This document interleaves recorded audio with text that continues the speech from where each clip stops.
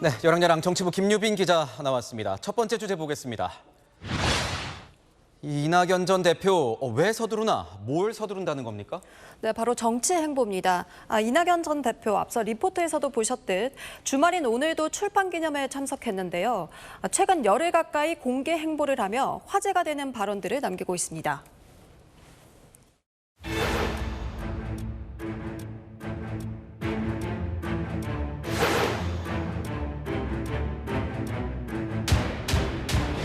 정부가 이렇게 정신없을 때 야당이라도 제대로 비판하고 대하는 제시가 왜 못하고 있습니까? 작년 대통령 선거부터 시험 문제가 딱 이렇게 돼 있어요. 다음 중에서 하나를 고르세요. 윤석열, 이재명. 지금도 그 시험 문제가 그대로입니다. 이낙연 전 대표답지 않게 발언 수위가 좀 높다 이런 얘기도 나오는데 그러다 보니까 좀 급하게 서두른다 이런 지적도 나오지 않습니까? 네, 그렇습니다. 비명계 일각에서도 우려의 목소리가 나오고 있습니다. 한 비명계 의원은 대선과 지선 패배 후 1년 6개월도 안 됐다. 아직은 때가 아니다. 외국에라도 좀 나가 있어야 되는 게 아니냐 이렇게 말하기도 했습니다. 하지만 이 전 대표 측근들은 오히려 시간이 부족하다는 설명인데요. 한 측근은 이 전 대표가 어떤 흐름을 타기 시작했다면서 총선까지 4개월밖에 남지 않아서 2달 내로 모든 걸 완료해야 한다. 이 전 대표가 엑셀레이터를 밟고 있다고 표현했습니다. 신당을 창당을 할지 당에 남아서 민주당 혁신을 이끌지 결정하는 것까지를 포함해서 실무적인 작업까지 2달 안에 끝내야 하기 때문에 서둘러야 한다는 의미로 해석됩니다. 그렇다면 이 전 대표가 탔다는 그 흐름은 뭡니까? 네, 민심입니다. 특히 호남 민심에 주목하고 있는데요. 11월 중순부터 시작된 여론조사를 보면요.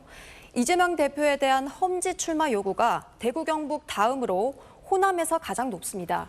또 이준석 전 대표의 신당 지지 의향도 전국에서 호남이 제일 높은데요. 이재명 대표를 바라보는 시선이 미묘하게 달라지기 시작했고 신당에 대한 기대감은 높아지기 시작했다고 해석할 수 있겠습니다. 이 전 대표가 지지 기반인 호남 민심 예의주시하면서 대안 세력의 필요성까지 강조하고 있는 것으로 보입니다. 조금 더 지켜봐야겠군요. 다음 주제 보겠습니다.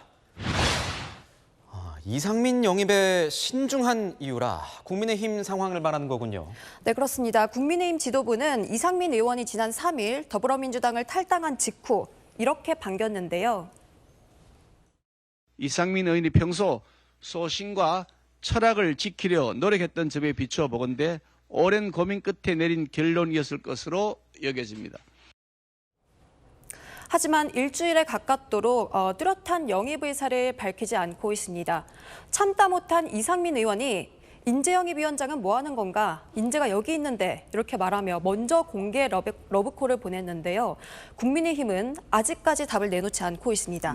그렇다면 무슨 이유로 이렇게 영입을 망설이고 있는 겁니까? 네, 제가 취재를 해보니 적지 않은 의원들이 이상민 의원의 직설 화법을 우려하고 있었습니다. 이 의원, 민주당에서 이재명 대표랑 강성 지지층을 강하게 비판하면서 친명계 의원들의 질타를 받았는데요. 국민의힘에서도 똑같은 일이 벌어질 수 있다는 겁니다. 여권 관계자는 비공개 의원총회에서 나누는 민감한 발언들을 외부에 강하게 누설할 경우 당이 마치 내용에 휩싸인 것처럼 보일 수 있다고 전했습니다. 그렇다면 아예 영입을 안 하는 겁니까? 네, 그렇지는 않아 보입니다. 당내에서는 더불어민주당을 탈당하고 새누리당에 입당한 조경태 의원처럼 이렇게 의욕적인 중진이 합류하면 당에 활력을 줄 거라는 반응도 적지 않습니다.